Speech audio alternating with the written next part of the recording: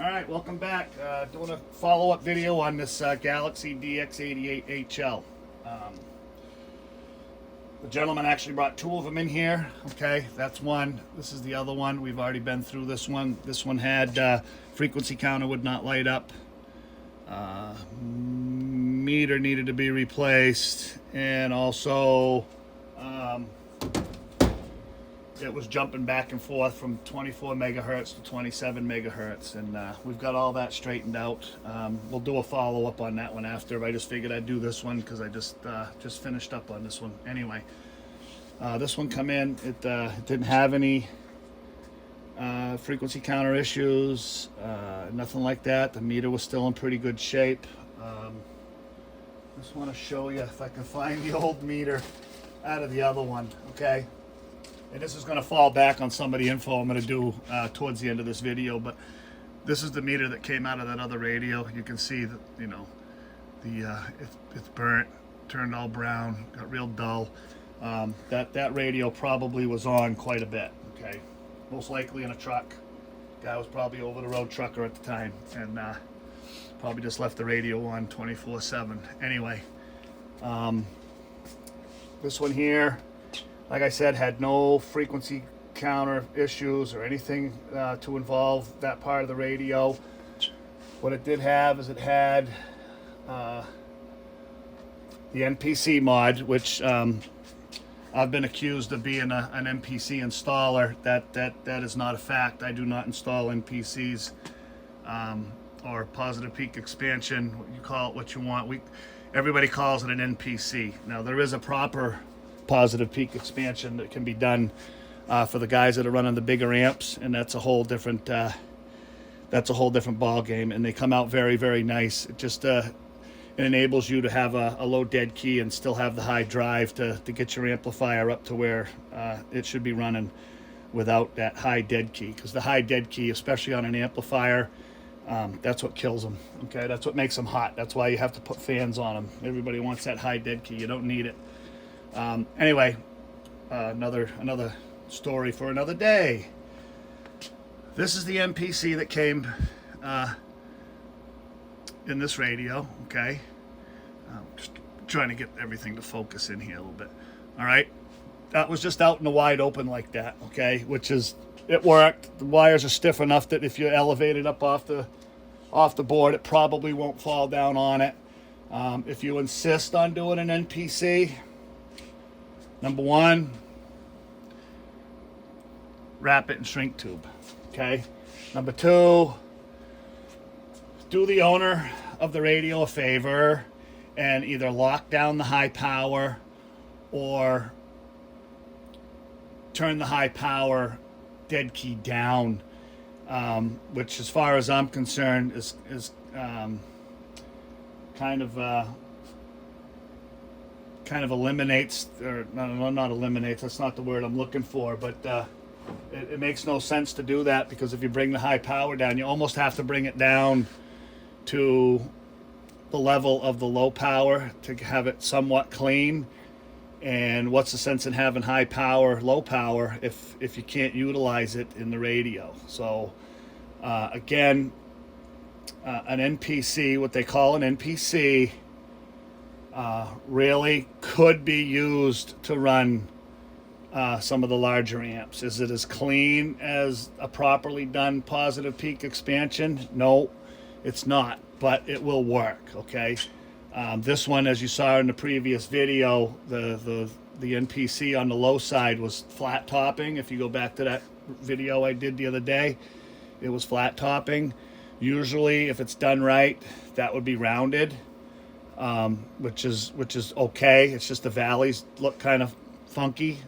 We don't like the way that looks, and it causes a little distortion in the radio. But anyway, like I said, if you're going to insist on doing it, get the right resistor values, and definitely wrap it up so it doesn't short out the radio. Okay, which I know there's a few guys that do it that way, and you know, kudos to them, because the way this one was done is definitely not the way to do it. So anyway, we got all that out of it, got it running good. I'm just going to show you the dead keys and the power, and then we'll zip over to the scope and the analyzer and show you how it come out there. And then I got a couple other things I want to touch up to on the end, just FYI stuff for people that run these radios. Like I said, with this one, I will get into that. I'll get back into that after. Okay, so let's just show you what she's doing. Okay, just a little over a 2-watt dead key. Okay, mic gain up. Little audio breaker, about 22 watts. And on high power, we got it right up there. Yeah, just a bump over 7. Little audio breaker, audio.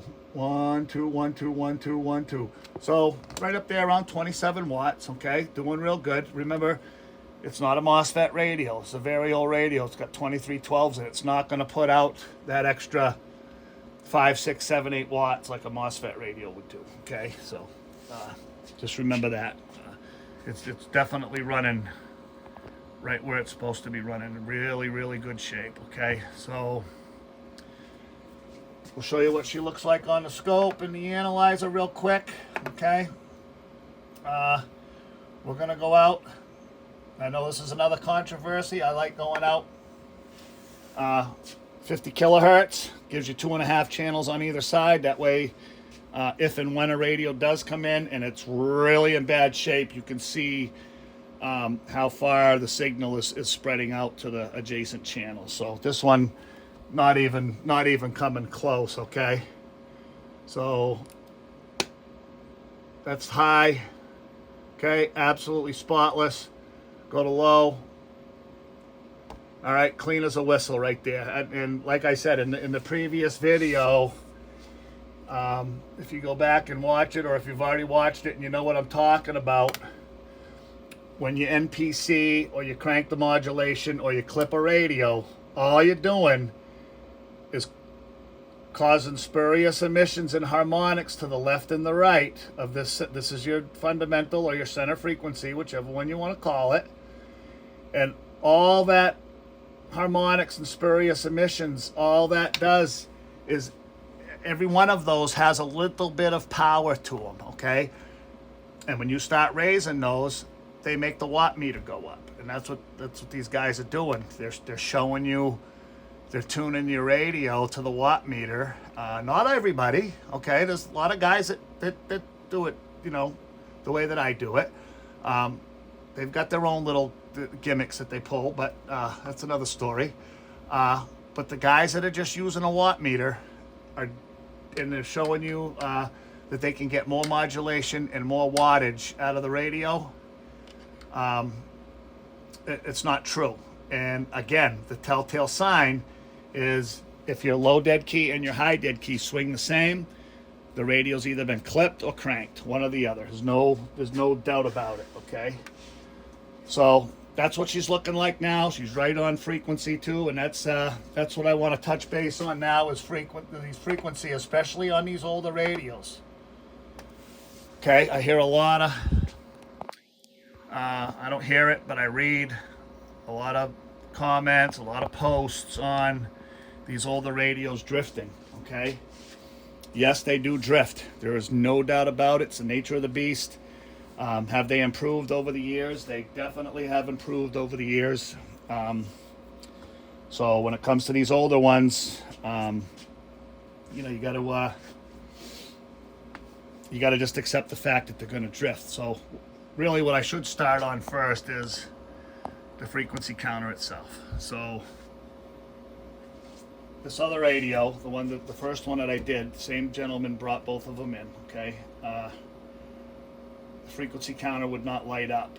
Okay, so we had to do some troubleshooting, and what we found was I got to get the cover off. Hold on, fighting me.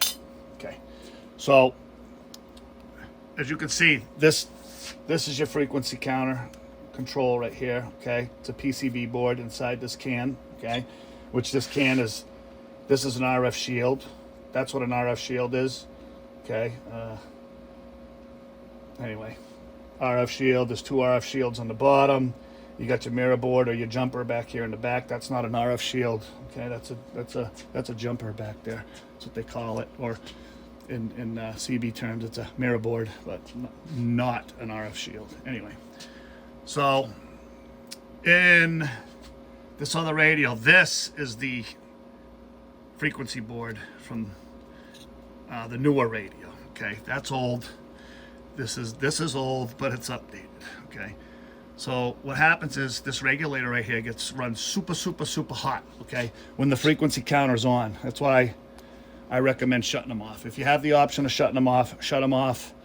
If you're going to be playing on sideband or something, which really the frequency counter doesn't really go out far enough to give you any good readings on the sideband, but it's there anyway. This gets super hot, and on the back side of this board, okay, you got to unsolder it, get it out of there. There's a couple places where you got to unsolder it. You got to carefully get it out, and the supporting components to this regulator, they get just as hot as the regulator does, and they either burn out, or in this case with this radio, the one resistor had just been heated up and cooled down so many times that when the solder re-solidified, it eventually didn't take to the resistor. So when I took it apart, all I did was barely touch that resistor, and boop, it popped right off the board. Okay, so we put another one in there and got that all straightened out. So when it comes to drifting, okay, as long as you've got 27205 and the radio's been lined properly, you really shouldn't have any issues. Okay, with these older radios, the clarifier has a D-dent in it, okay, and that D-dent, I don't know really if it's a good thing or a bad thing. I've seen people take the switches apart and get rid of the D-dent, but I don't know that I would do that, because it's not that imperative on AM to worry about a few hertz. Okay, it doesn't really add up to anything. So I just want to show you again the newer radio. The clarifier is smooth. Okay, smooth transition, which again, good thing, bad thing. Okay, it's really not a bad thing. Everybody gets all excited when they see that they're, especially if they have an external frequency counter on their radio, they get all excited. Oh, my frequency's drifting, my frequency's drifting. Well, there's a buffer there when it comes to your frequency, above and below your 27, 2050. Okay, so let's just show you where you really don't have to be that concerned over being off just a little bit. Okay, so right there, we're off by about 7 hertz, right? 6 hertz.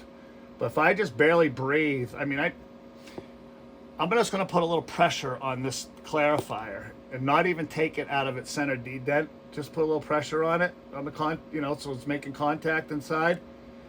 And I can just about get that right down to perfect, right? So if you're talking on sideband, you're playing on sideband, doing your thing, and you go off frequency, okay, up or down, doesn't matter, okay, and you put it back in the center, okay, it's off a little bit. Just a little pressure on that thing will bring it right back in. So that's how sensitive and how unnecessary to be exactly on 27, 2050, 000. When we align the radios, we definitely get it to that point, okay? But when you're out in the real world, it's really not that important. And how far off can you be? So I'm just gonna, let's key this up. And I'm gonna bring the clarifier up just till it hits the 2726 mark. Okay? Right there. Right there. Just comes into the 6 mark, okay? So it's 27206 on the radio. We're off by 420. Let's call it 400, right? So if you turn that back just till the 5 comes on, okay, now we're into the 5, okay, and we're still off. Well, now it's about 69, okay, but it fell into its D-dent. That's how close it was. But I'll just pull it out a little bit. Okay, let's say you didn't have it. So you're off by 300, still reading 27,205, okay? That's how far off you can be. And like I said, it fell right into its D-dent when I let go.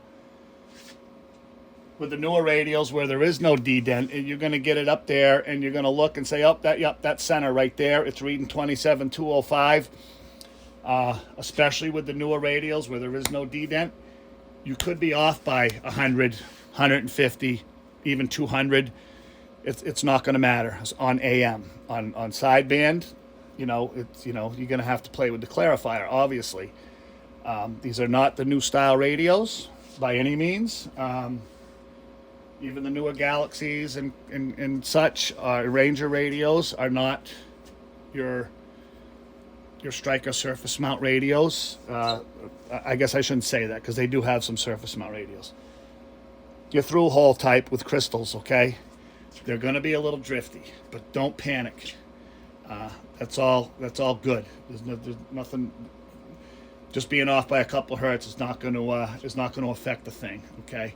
So just wanted to kind of share that with you guys. I know a lot of people probably going to disagree with me, but I just showed it to you, and the facts are the facts, okay? So if you don't get your clarifier exactly dead center, it's really no big deal. Just as long as the radio has been aligned the proper way and you got your 27,205 showing up on